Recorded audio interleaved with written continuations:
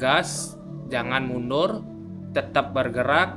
Yang penting sampai melewati Pelawangan Sembalun menuju Bukit Pergasingan namanya. Nah, di sana saya salah strategi sama bedakan trail run sama road.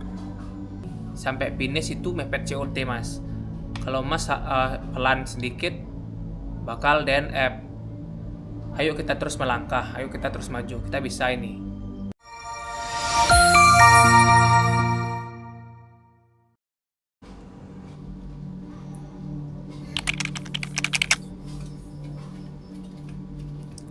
Rinjani 100 sudah selesai saya taklukkan.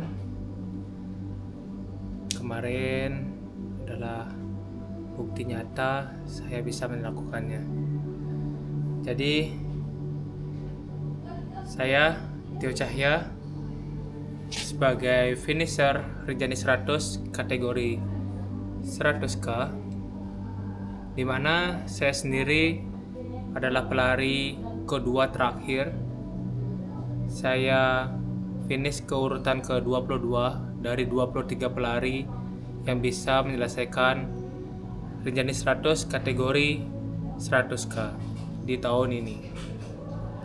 Nah, saya mau bagi cerita sedikit bagaimana perjalanan saya kemarin, bagaimana keseruan race kemarin. Di sini di video ini saya akan bercerita sekaligus membagikan perjalanan saya berupa video dokumentasi yang saya ambil selama race, dan sedikit ada cerita yang akan saya sampaikan di sepanjang video ini.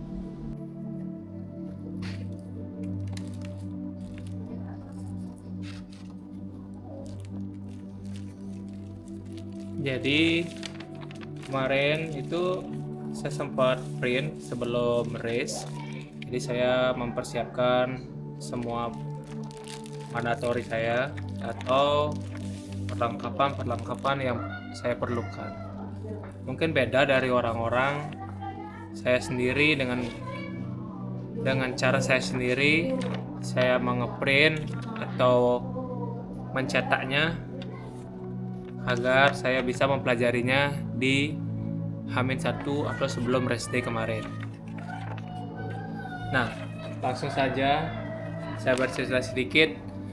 Kemarin kategori 100K yaitu Virgin 100 kilo saya di Rinjani, yang dimana Rinjani kata orang itu adalah race raja terakhir, tetapi saya lakukan di awal. Kenapa saya lakukan di awal? Saya merasa saya siap, saya bisa, dan dari latihan-latihan saya sebenarnya sedikit ego. Saya melakukan langkah yang begitu cepat dari orang-orang. Mungkin tidak semua bisa, dan saya akan coba untuk melakukannya. Jadi di race kali ini spesial banget bagi saya. Saya mau cerita dikit. Jadi kemarin kategori 100K Rinjani 100 itu startnya pukul 12 malam. Terus kita berangkat dari race venue jam 10 malam, naik shuttle, kita diantar oleh panitia ke Senaru. Itu namanya Senaru, sebuah desa atau start pendakian Rinjani.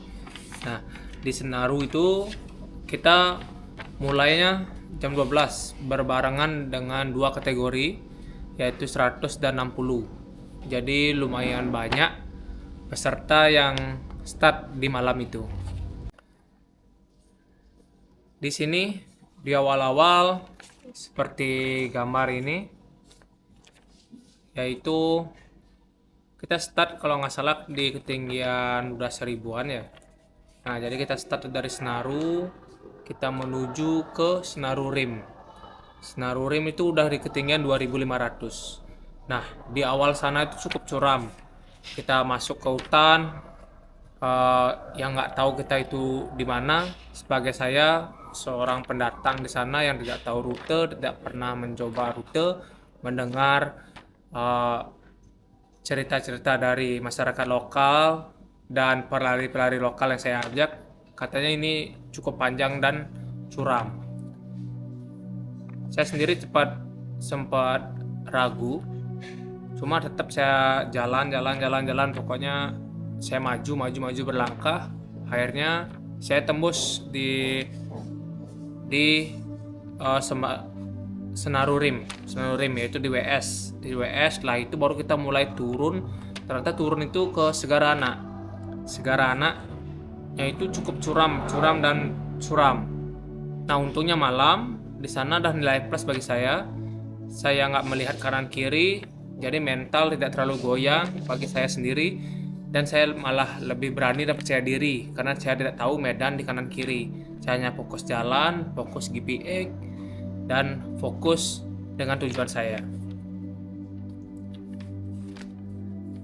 Selalu setelah dari gini juga ada pengalaman unik di Segara Anak. Di sana kita menyeberangi sungai atau danau Segara Anak ya, danau. Nah, di sana kita buka sepatu. Nah, di sana ada momen di mana tali gaiter saya sendiri putus. Di sana sempat udah bingung, ya udah mau gimana, udah terjadi. Akhirnya saya memutuskan untuk tidak pakai gaiter sampai puncak Rinjani di letter E. Kenapa saya berani tidak pakai? Karena sebelumnya saya udah pernah latihan juga di Bali, yaitu di Gunung Batur. Itu di Batur ada sama juga gunung pasir, namanya Culali atau Black Lava, orang-orang bilang. Nah, jadi di sana beberapa kali udah saya pernah latihan, di mana rasanya kaki termasukkan pasir, sepatu isi pasir. Jadi udah pernah ngalamin. Akhirnya saya tetap dengan strategi saya, gas, jangan mundur, tetap bergerak, yang penting sampai. Nah, jadi saya masuk di Sembalun Rim. Sembalun Rim ini udah mulai memasuki pasir seperti itu. Langsung kita menuju Summit Rinjani. Nah, di Summit Rinjani ini tidak pendek, itu panjang banget, kurang lebih 4 kilo kita di pasir yang tanpa pengaman, kanan kiri kita jurang. Nah, bagaimana kita cara mencapai puncak? Yaitu kita bersabar, kita yakin, terus melangkah, jangan berhenti, jangan menyerah, pasti semua bakal tercapai. Akhirnya saya tetap moving, tetap lanjut sampai puncak, dan akhirnya saya sampai di puncak, dan itu suatu kebanggaan bagi saya. Seumur hidup saya baru pertama kali saya ke Puncak Rinjani. Puncak Rinjani indah sekali, pemandangan, view-nya tidak ada yang menyamai, tidak ada yang menduai. Yang spesial juga di race ini, saya sebagai finisher 100k, di mana orang-orang pada memutuskan untuk berhenti dan DNF, tapi saya memutuskan untuk lanjut, tetap bergerak, dan tetap ingin menyelesaikan race ini. Sebenarnya di kilometer awal saya mental masih aman, semua mulai berubah, yaitu di kesorean hari.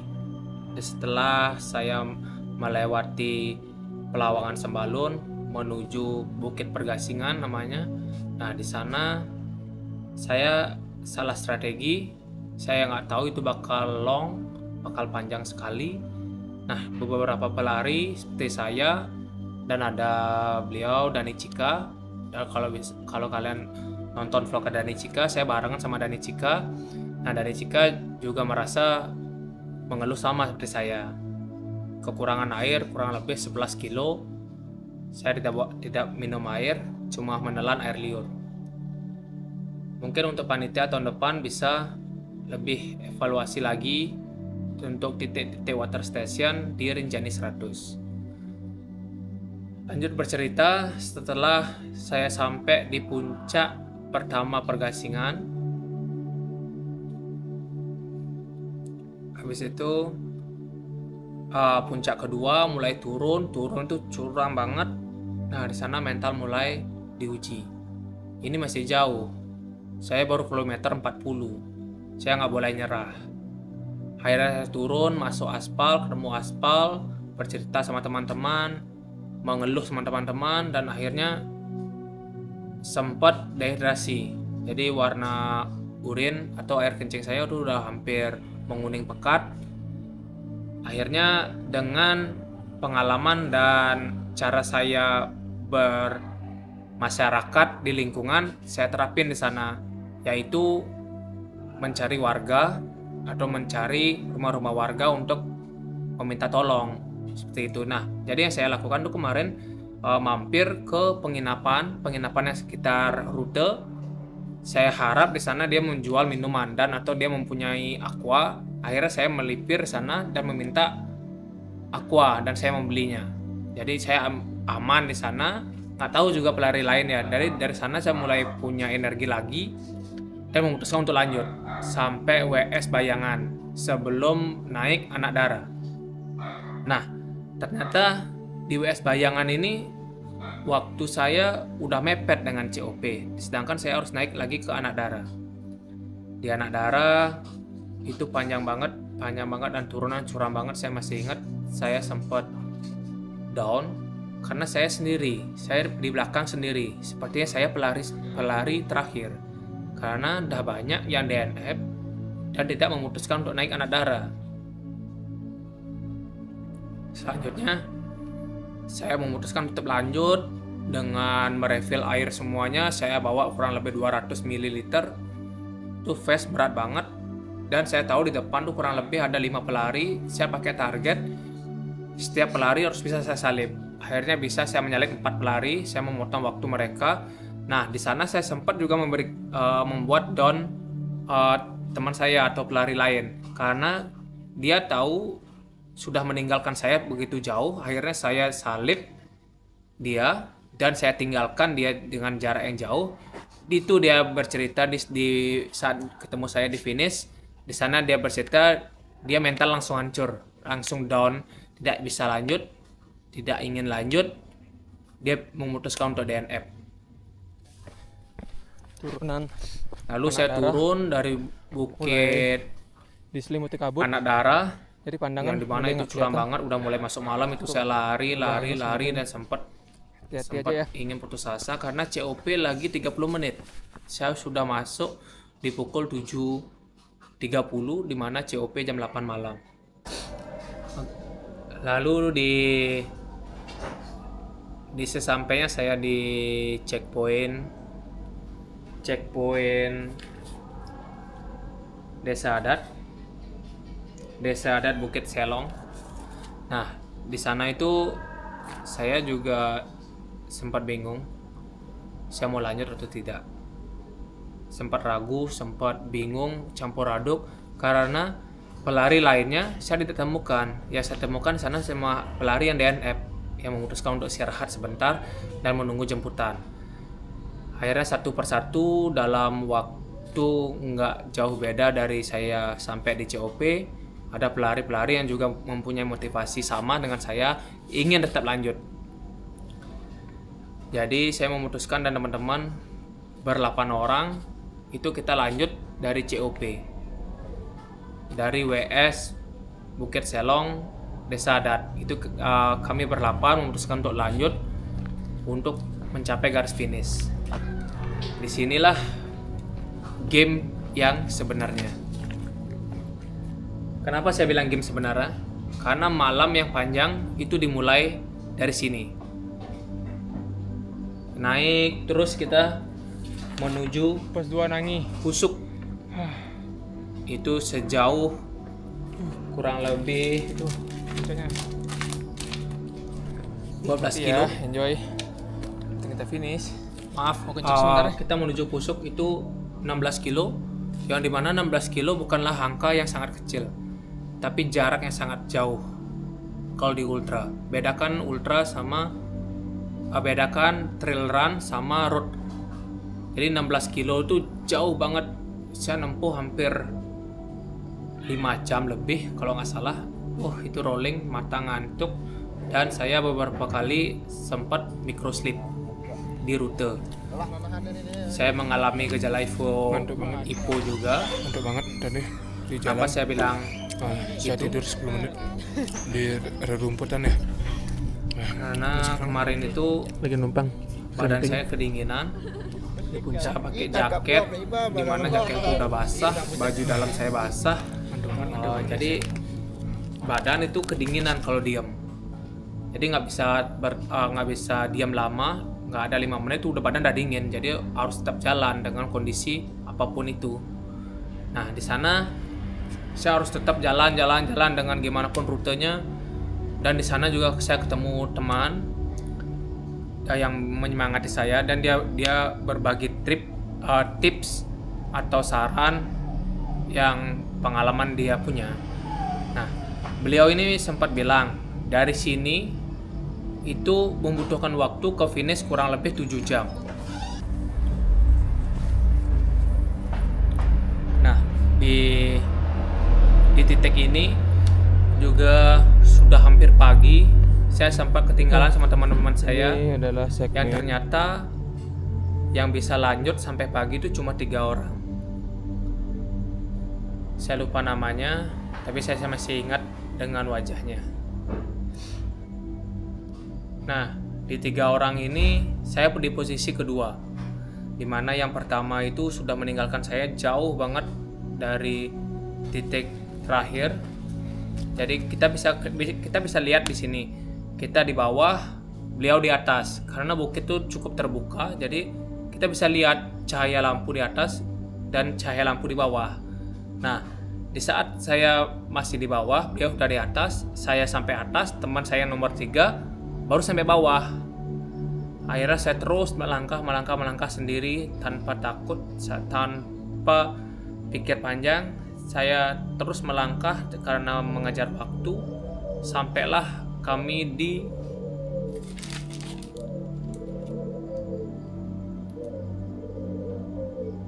Dandaun WS8.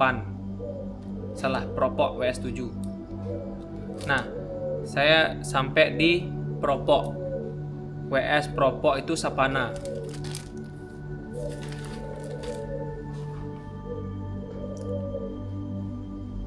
Nah, di mana di WS Propok itu terbentang luas Sapana, panjang banget. Nah, di sana saya akhirnya ketemu beliau di WS. Setelah itu bercerita, dan dia bilang juga dari sini sampai finish itu mepet COT mas.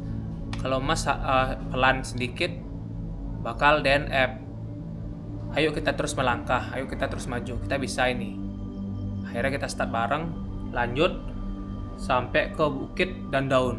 Nah, brengseknya di Dandaun itu saya kira bakal datar karena 10 kilo terakhir, ternyata 10 kilo terakhir itu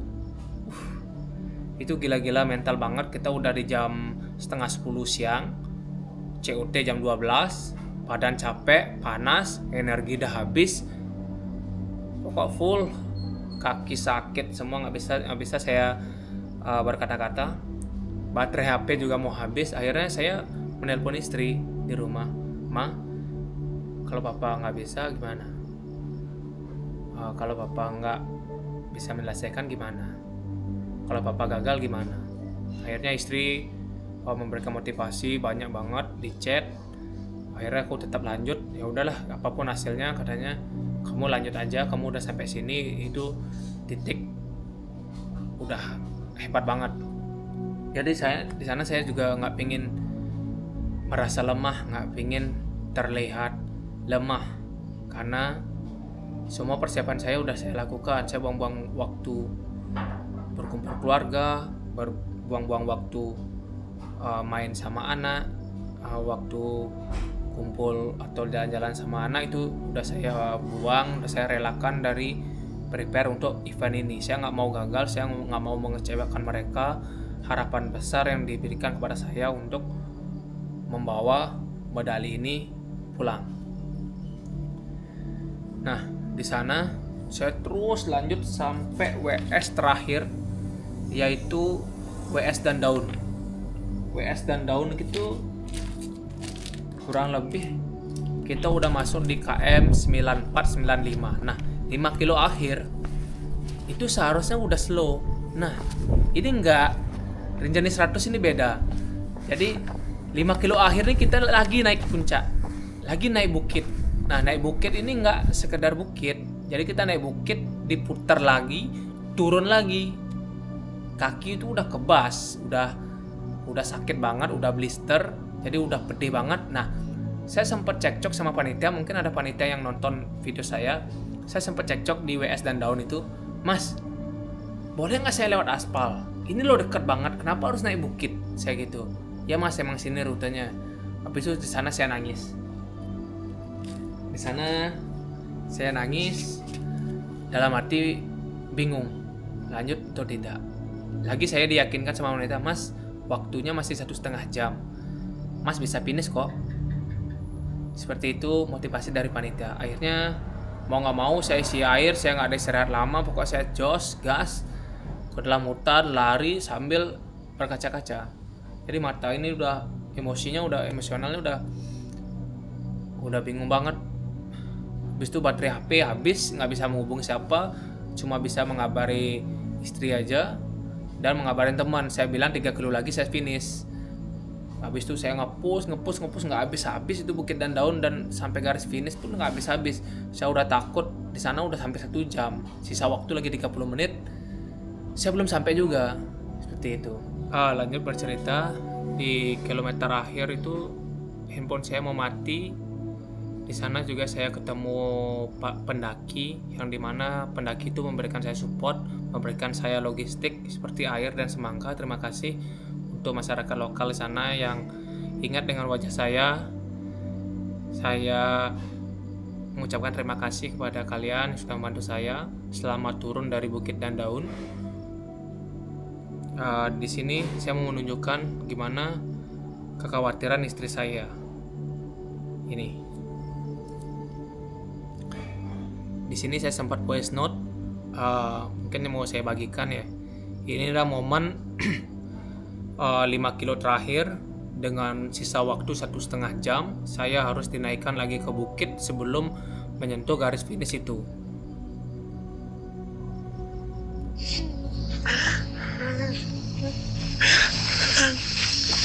Lagi 6 kilo aja nih, tapi waktunya lagi 1,5 jam. Aku disuruh naik ke bukit lagi, tak kira aspal jalan. Nah, cukup nggak waktu ini sih? Nah, ini 5 detik aja.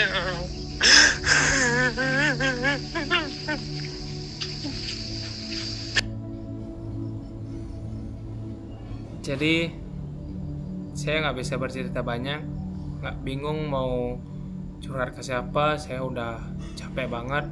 Yang hanya saya pikir saya bisa bercerita cuma pada istri saya, karena istri saya tahu semua kondisi di lapangan. Apapun sudah saya ceritakan, cuma istri saya yang menjadi penyemangat.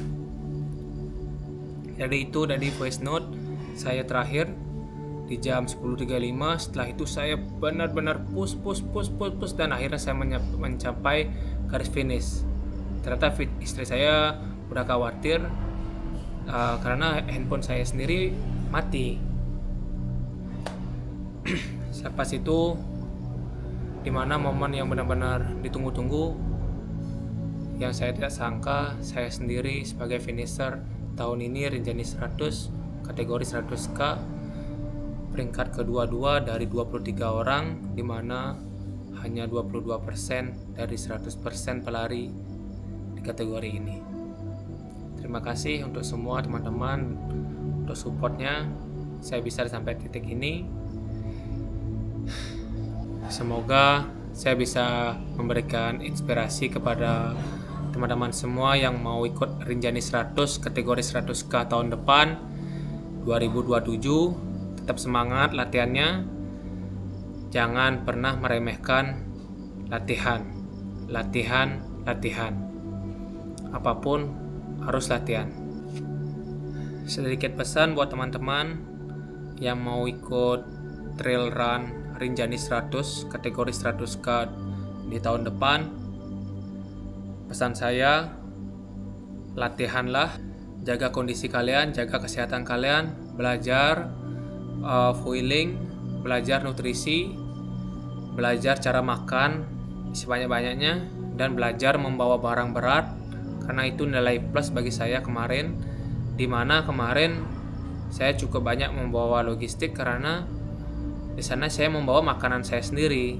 Dan ternyata benar, di WS Rinjani 100 ini adalah WS yang tidak saya ekspektasikan, karena dikitnya makanan dan rasanya semua itu monoton.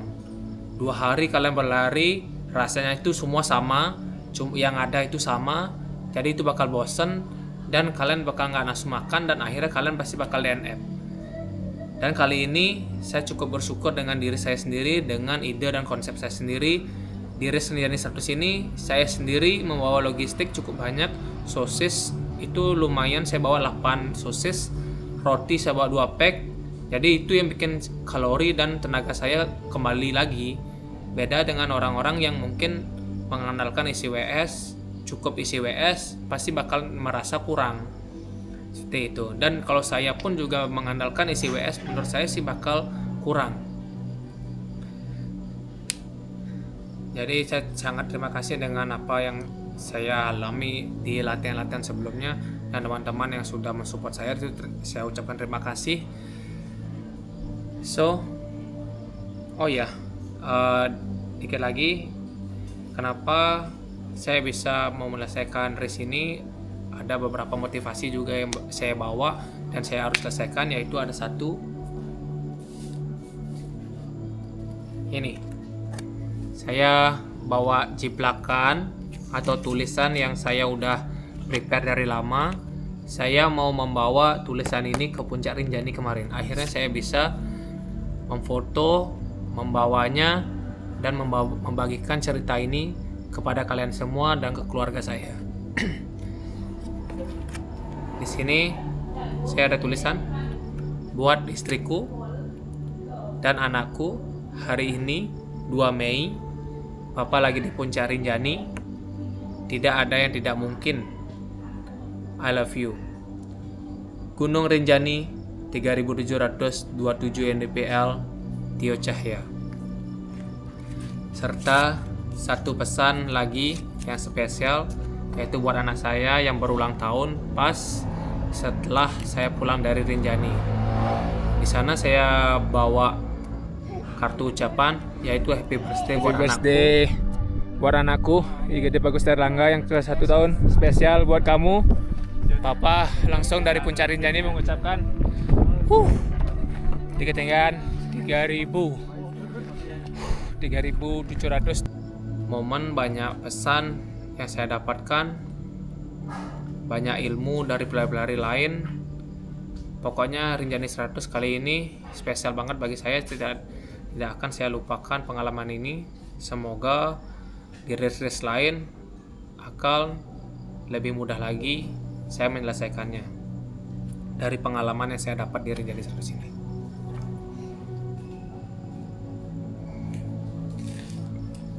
Ini bib saya sebagai kenang-kenangan di nomor 4079 Tio Cahya.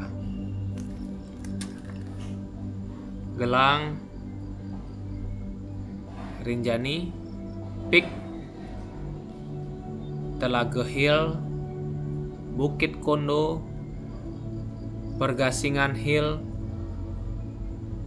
Anak Dara, dan Sempana.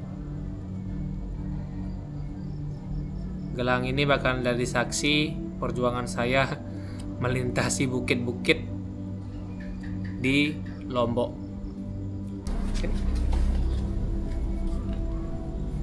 Iya. Itu apa lagi buat video? Nah, Nah, jadi ini jadi pesan juga buat kalian-kalian pelari yang bakal debut tahun depan di Rinjani 100k. Ingatlah berlatih, pahami kondisi badan kalian. Rinjani 100 tidak mudah, Rinjani 100 sudah raja terakhir. Rinjani 100 itu gila.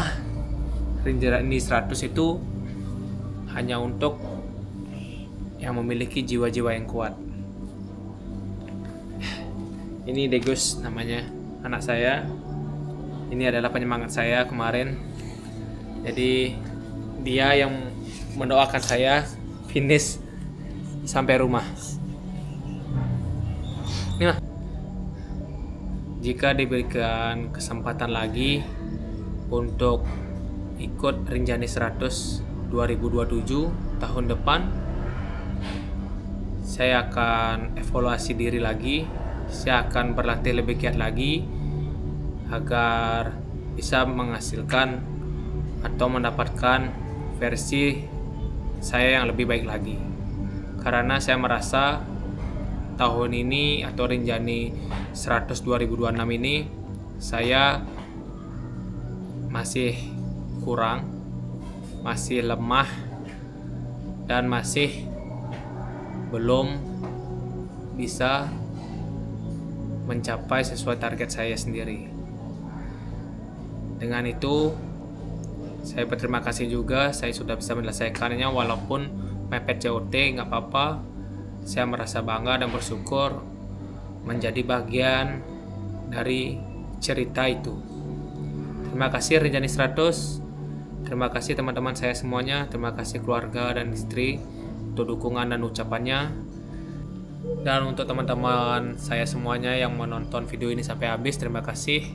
Jangan lupa di like dan subscribe agar bisa menonton video-video lainnya seputaran lari atau seputaran trail run yang saya ikuti.